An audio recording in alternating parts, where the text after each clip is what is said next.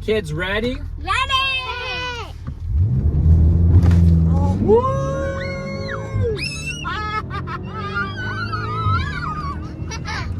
It's fun. What's up, everybody? Welcome to the Novichenko Whips YouTube channel. I want to celebrate with you guys today and say thanks for 1,000 subscribers. I'm pretty mellow on the outside, but very excited on the inside.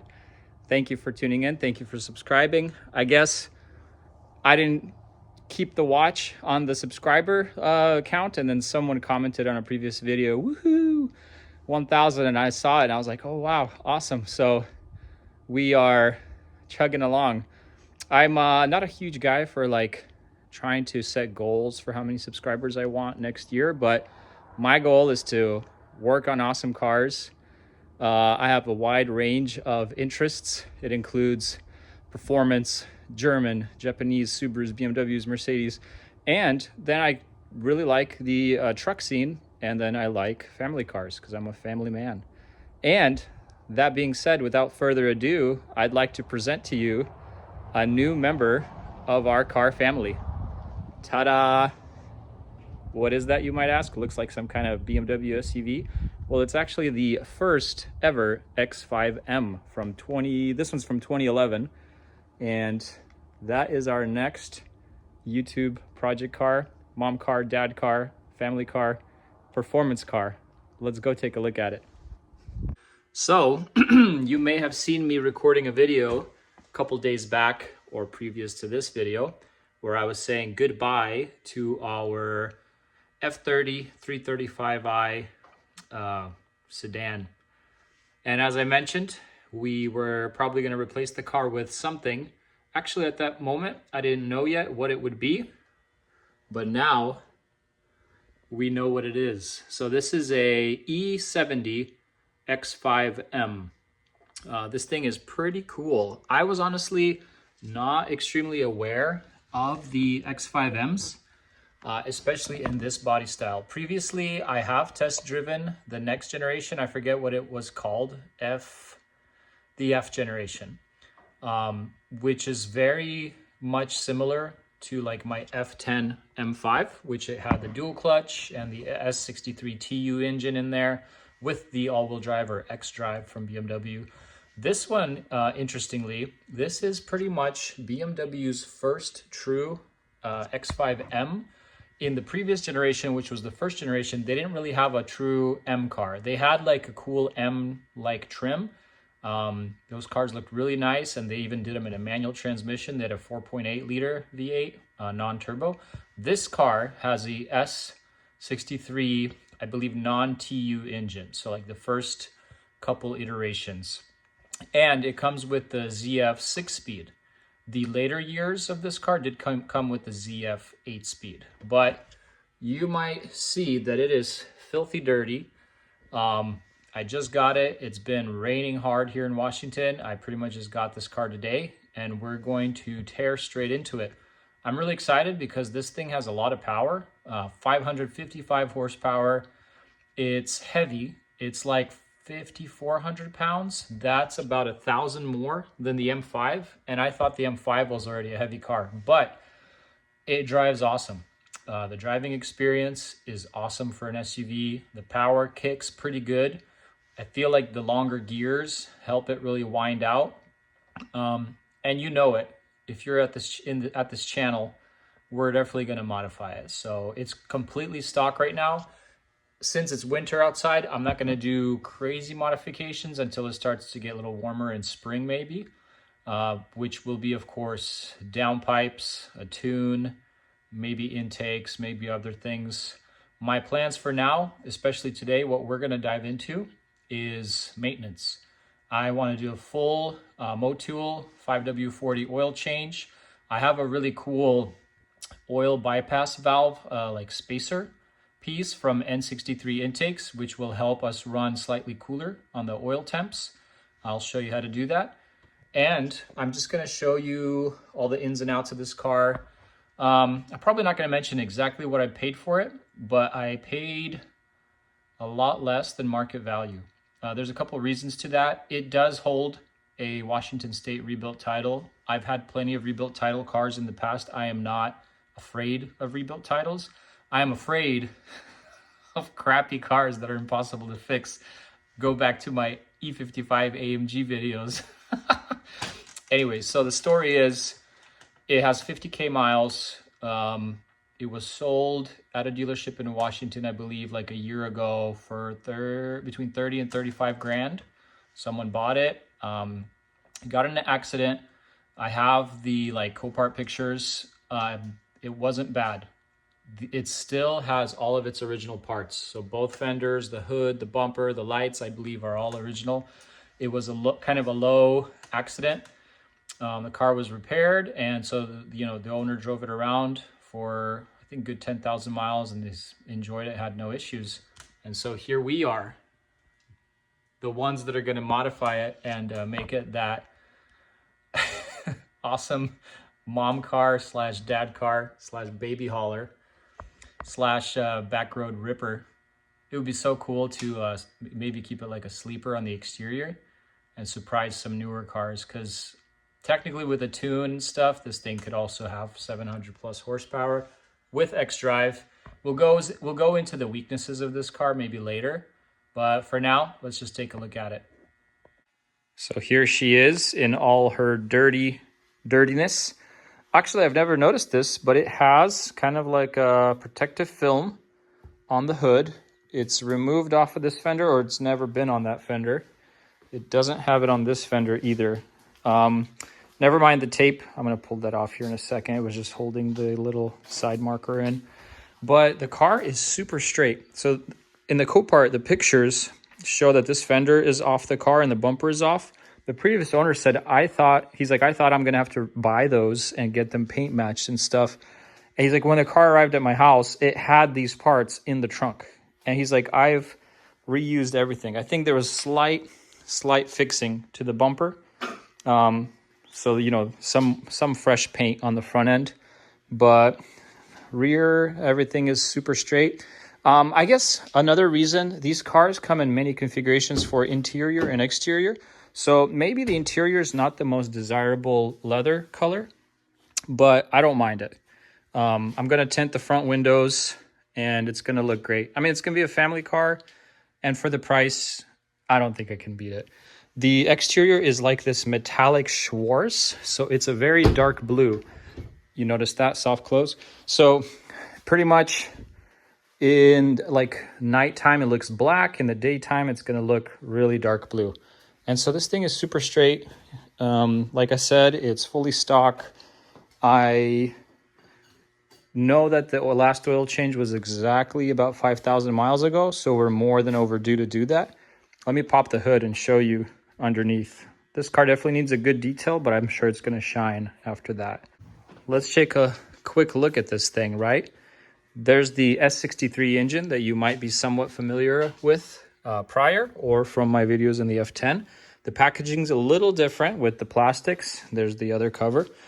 The car itself needs a thorough detail for sure, but everything is straight. Everything is in great working order. The first thing I noticed, of course, is PCV hoses on both sides are seeping, leaking, whatever you want to call it. So there's some oil residue on the tops. Those are already ordered and on their way in here.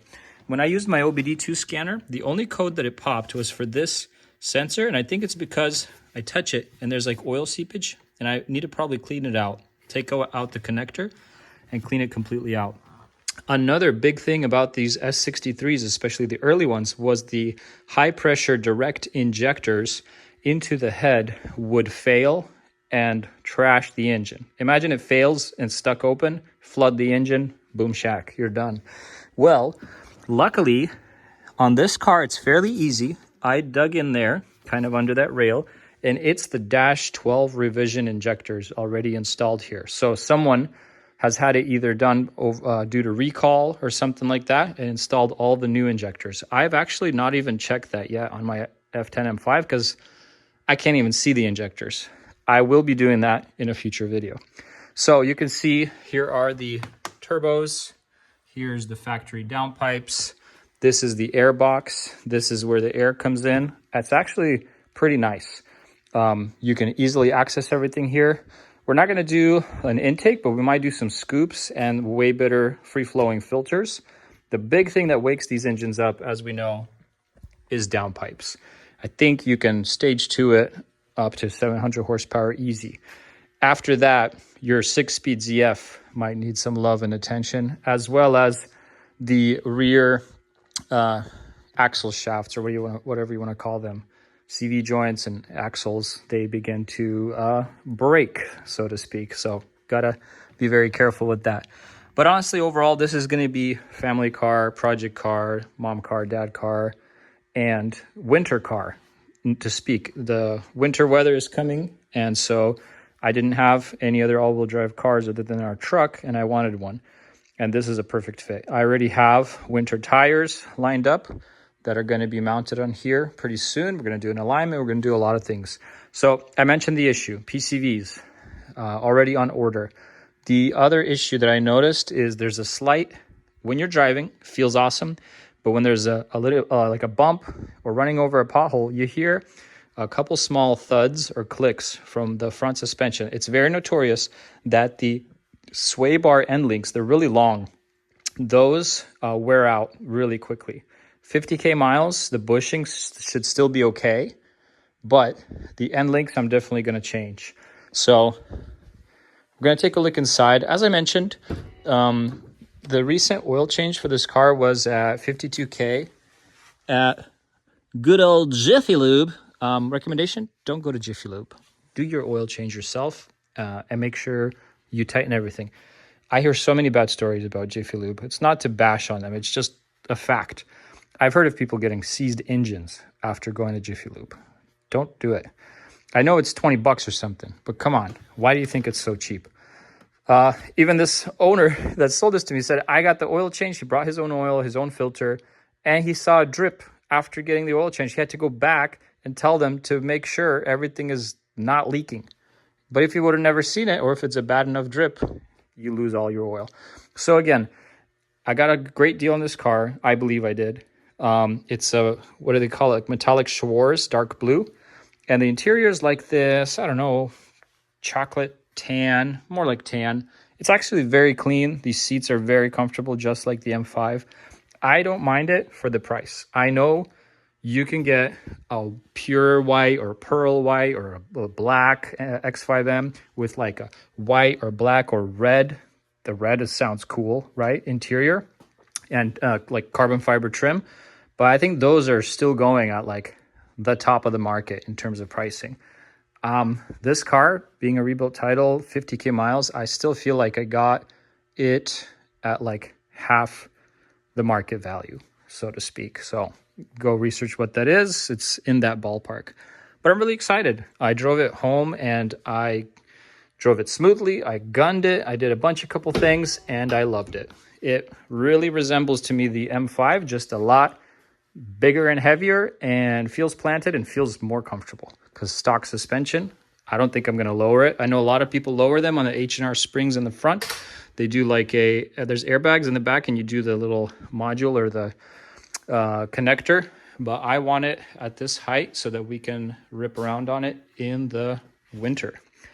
So oil is good. It's only like 1,000 miles on it. The level is perfect. I am going to add some of my favorite Liqui-Moly oil additive. Where's that thing? Here it is. Boom. I love this stuff. MOS2 anti-friction. This is the cheaper stuff, but you can use one every oil change.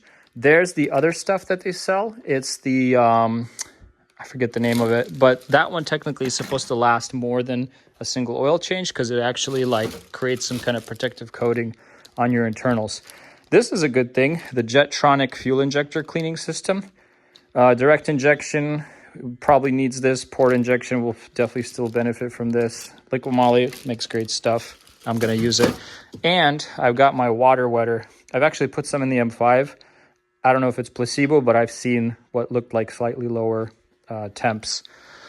And because we're not doing the oil change yet, but I have a super cool thing that I wanted to show you. If you're going to do your oil change soon, and you have an N63 or S63 engine, check out these oil bypass valve spacers that N63 Intakes sells online.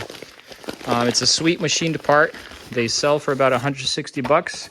It's a hefty price for such a small piece of metal, but it is really cool. You can run 10-15 degree colder oil temps. These cars run hot, and they do that on purpose for fuel economy. But if you want your S63 boy to run longer, invest in one of these. I will show you a little trick in the future. You could either buy one of these, or if you're like a machinist or someone that's kind of mechanically savvy, I think what you can do with your factory one, what happens is this one sits lower or higher on the rod that it has the plug. The factory one sits lower. You could probably get away in the factory one with putting a spacer in here, something that will fit in there perfectly, and just allow it to sit higher on the rod. But that's getting kind of technical with what this thing does. Let's add that additive. For our water wetter, pretty much goes into your coolant system. I see here now the car is cooled down. We're right below the minimum mark, so I could probably put in most of this bottle. To remember, there's a secondary coolant system in this car for the turbo charge air. This will mostly help where it gets hot, and that's in the engine. So let's see.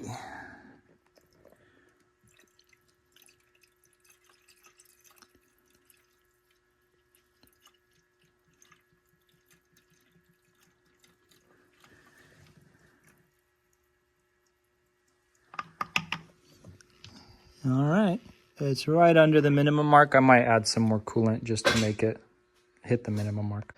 I just opened the power steering reservoir right here, and the oil in there probably also needs to be topped off. If you have a German car, CHF 11S is your friend for power steering fluid. This stuff is awesome. So let's put that in there. I don't need to show you, but this stuff for German cars. Let's get that Jetron in there. So they nicely provide you this spout, so you don't need a funnel, but you got to be kind of quick about it.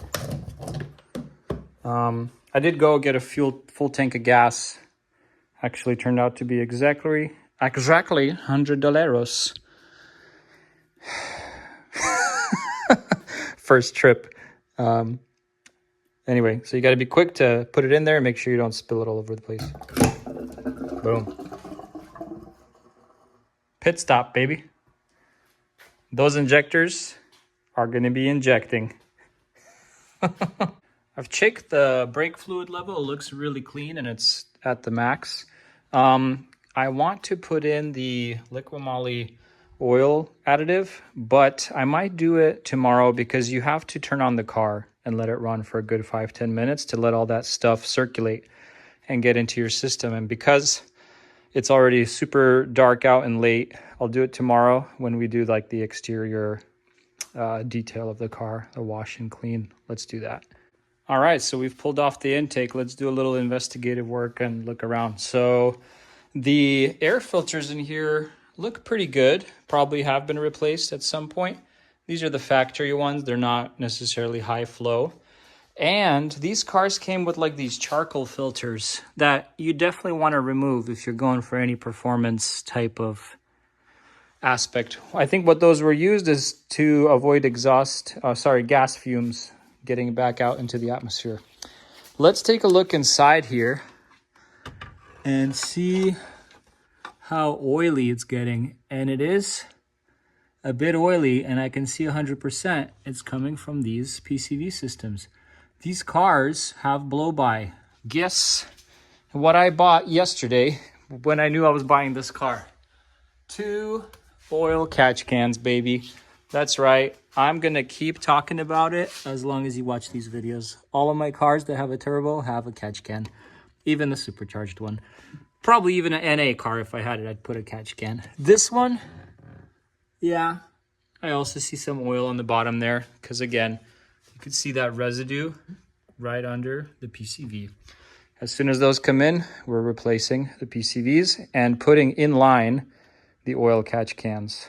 Otherwise, everything looks nice and dry, other than, again, the oil that kind of drips down that way and comes down this way and probably burns off as you drive, hopefully. I haven't smelled anything, but we'll see tomorrow if I go for a longer drive. Yeah, everything looks sweet. Super dry. I'm just going to clean all this up, stick a shop vac in there, suck anything out that I need, clean up the intakes, take out the charcoal filters. They just pop out. And then when down the road, when my performance filters arrive, we'll install them. It's the first night of ownership. Might as well put it in there, let it warm up and go for a little drive after cleaning the whole car and everything.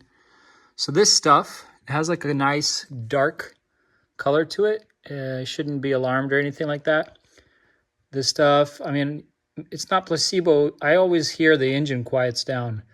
Even using a good high quality oil compared to a cheap oil, you might hear the engine run a little bit different, but I like this stuff. I've heard that it actually helps. I recommend it. MOS2 anti-friction treatment. Another thing worth doing while your car is idling is to open the oil fill and see if you have any positive crankcase pressure that's not making it out in the other places that it's actually supposed to be getting out of. So you can carefully open it. Nope, there's actually like a vacuum, which is good. You don't want air blowing out, so to speak. We have the fun M button.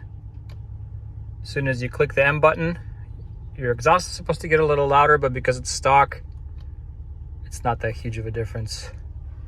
But we're just gonna go for a little calm cruise. Maybe we'll try a launch control launch or something, you know.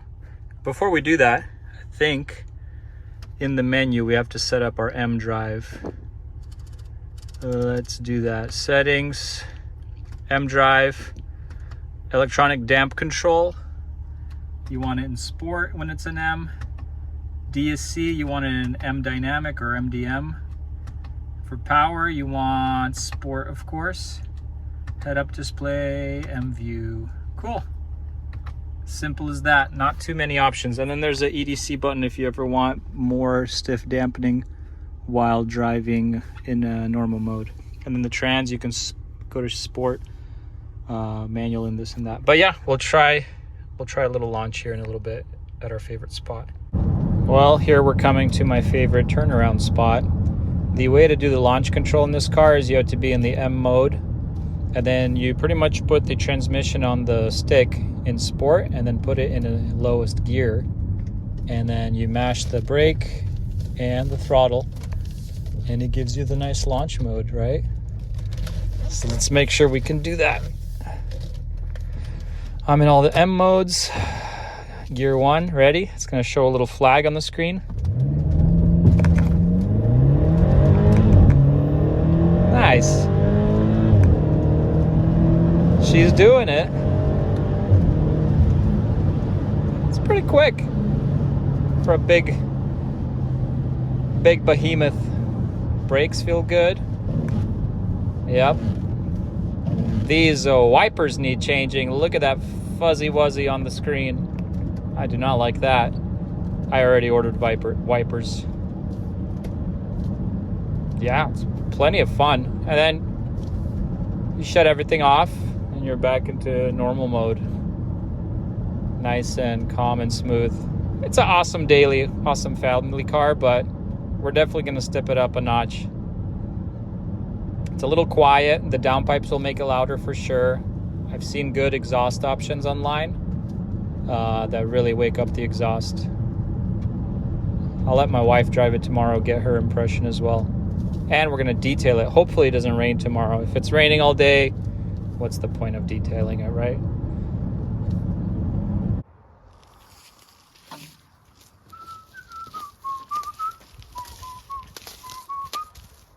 Happy new day. Let's get our first wash in on the X5M.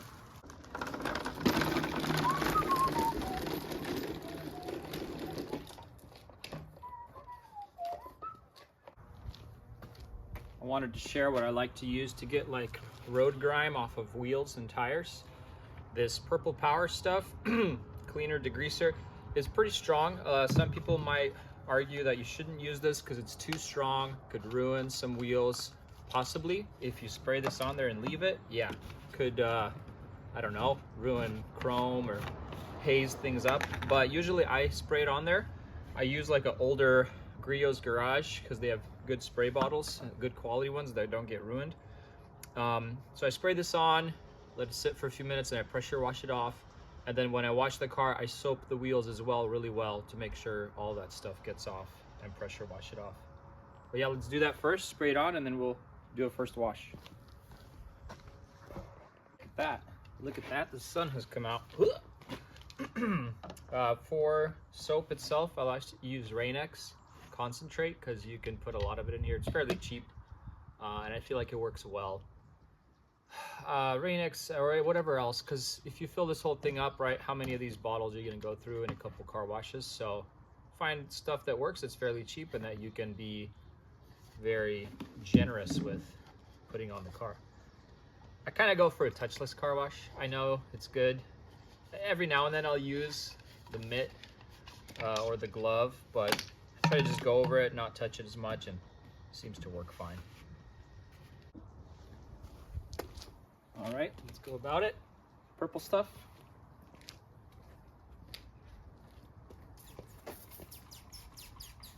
You can even use it on the fender liner because you're going to wash it off anyway, but it gets the road grime, dust, and everything off. Put it on the brakes. It's mostly dust, brake dust, of course, that you find on the fronts, a lot more heavily than the back.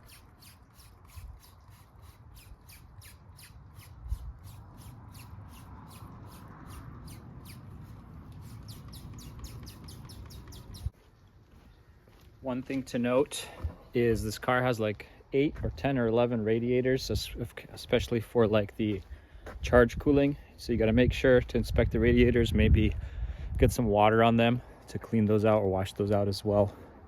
Let's get a quick look at the back.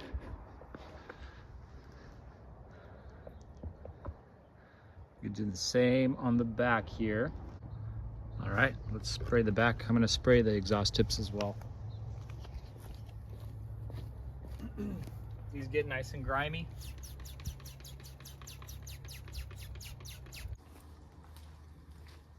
Nozzle wise, I use the 40 mostly. Don't use the 20 or the 0 on cars. Don't want to strip any paint. Let's see. Let's go.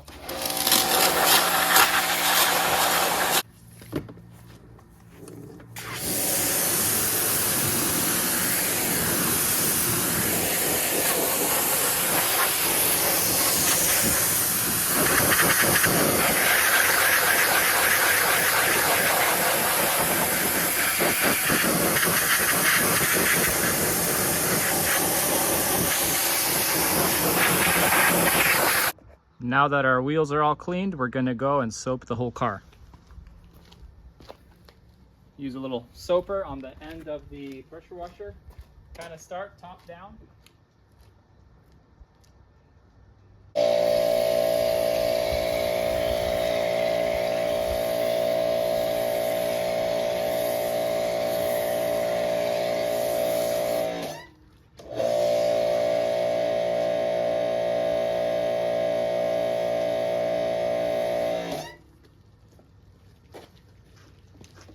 Bubbles!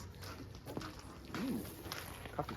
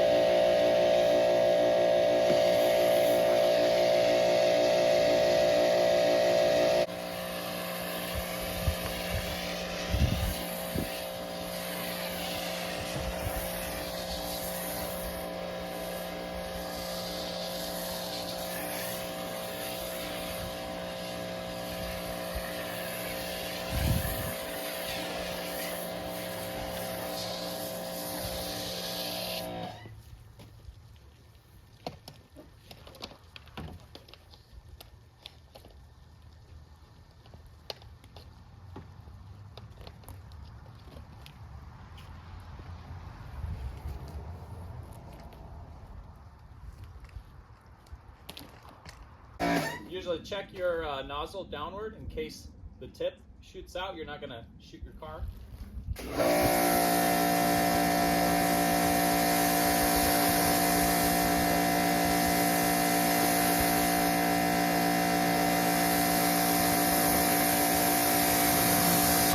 I also like to position the nozzle in a way where I get a vertical stream. There you go.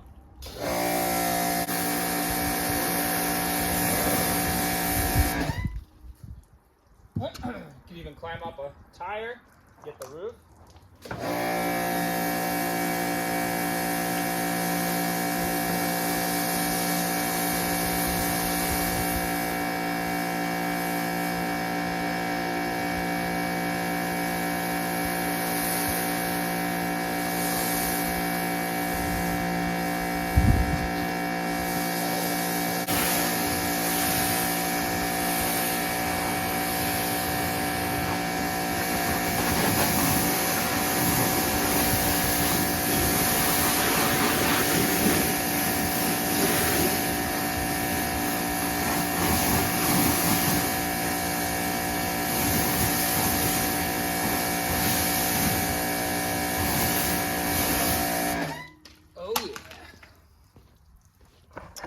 I'll finish up the rest and I'll get back to you when she's all dried out.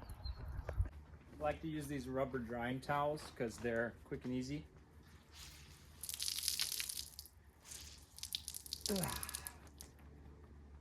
And more or less, they're primarily streakless. Should have probably grabbed a ladder or a bucket. Usually do that for the truck. I'm not going in depth today. It's going to be raining later today. I just wanted to make this video celebratory for YouTube, right? And later we're going to go out for a rip. Just to get all the dust and grime off and see what we're working with. I found, I think, 1 or 2 small dents on the hood that I could probably take to our PDR guy and get him to fix those. But otherwise, quite happy. Some curbed wheels, but that's okay. I'm gonna put winter tires on them so I won't care for them too much. If this car stays with us till summer, we're gonna do some fancier 20s, 21s, 22s to fill in those wide arches. Should look pretty sweet. Awesome. I'll take you for a quick walk around. Probably didn't do this yesterday. Something that I like about this car, and what most people like, is the rear tailgate. Let me wipe that real quick. Don't get dripped on. So it has a rear tailgate that opens like so, and you could sit on it and chillax. Quite big trunk. A lot more storage down there. It smells nice in here after I Febrezed everything yesterday. I think you have to shut this a little bit harder or else the top won't come back down. It's still not 100% clean, but I'm not too worried about that right now. I just wanted to get the first initial wash. I did clean the inside. It's plenty of leg room. We're gonna put all 3 kids' seats in here and see how that works out. These seats are fairly far back right now. The driving position could be closer in. So I'm gonna put the 2 daughters on the sides in their actual car seats and our son in his booster seat in the middle. I think it's gonna be perfectly fine. So yeah, let's go get them ready and go out for a fun YouTube 1,000 subscribers celebration coffee date with my YouTube revenue. $5, I guess, or something like that so far. Thank you guys for getting me this coffee and being with us. Take care. Here she is. Just got her yesterday, just washed. We've done a thing. So unusual for me. Fully stock, bone stock 2011 X5M with 50K miles. Clean inside out. It's an interesting spec. I like the paint exterior. The interior I'm okay with. But this is replacing our F30 335i. This thing is going to be awesome. I hope you stay tuned. I hope you subscribe for more X5M content, because we are going to hop this thing up. We're going to tune it, we're going to maintain it, and we're going to deep dive it, and we're going to rip it around this coming winter. So I've packed the kids' seats in here. I have a small comment for people that have 3 kids or more. If you have more, probably won't fit in here. The car seats, whatever, these are from Amazon. They're pretty wide. And our son's booster seat was a conversion of this into a booster. And because it's wide, I had to pop off a couple of their cup holders because it wouldn't shut. I did order him an actual booster seat, like the smaller, narrow one, lightweight one from Amazon. It's going to be narrower than this. And these are going to fit in here like much better. So it shuts, like check it out. But it's, you know, it's a nice snug fit. They're not squished. It's just the fact that it's a little tighter than the huge truck, but it works. You can fit 3 kids. Boop. I also yesterday cleaned out a lot of the engine bay. Cleans up pretty nice. A lot of people recommend driving without that cover. I'd probably look into that. I'm sure they put that cover there with some sound deadening because of the direct injectors. They make more of a almost like a dieselish sound, and I'm sure customers with, you know, with BMW are like, what's wrong with my car? But nothing's wrong with it. Same thing with the truck. We have a big, nice foam engine cover. I've taken it off before. You definitely hear that, you know, valve train, drivetrain a lot more. I'm actually noticing something. This rubber, this side doesn't have one, but it's laying in the trunk. Let me go put it on. Boom. The rubber is on. We are pretty much all buttoned up. I like the front end. Actually, I just had the black grills come in, so I'll install those later. First modification's already flowing in, but she's not 100% detailed, but she cleans up pretty nice. Excited. The Seagulls are definitely a fan of the new car. Goodness. I'm gonna get my dad to drive it. We're gonna get his honest opinion, honest review. I got my dad, Michael, in the X5M. I always make him test drive the cars I buy. We're gonna have to get a initial review here after a few minutes of driving. Yep. Smart advice, yes. You can give it a little gas. In normal mode, it drives very smooth and soft. Like it's supposed to be for the old man. So there's a sport mode on transmission and then M mode right here for sporty driving. I'm driving slow. We're in M mode. Dad's gonna floor it to the floor.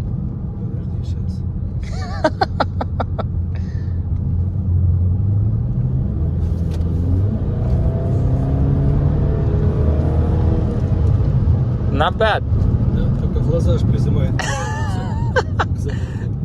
The eye sockets deepen a little bit. We're gonna try one more pull. You can step on it to the floor. Go ahead.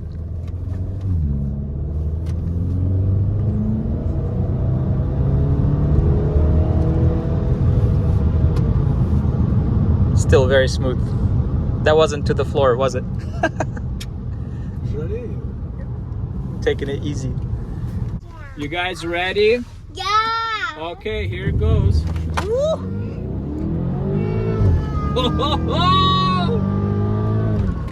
was fun. Y'all ready for another one? We're gonna try a little better this time.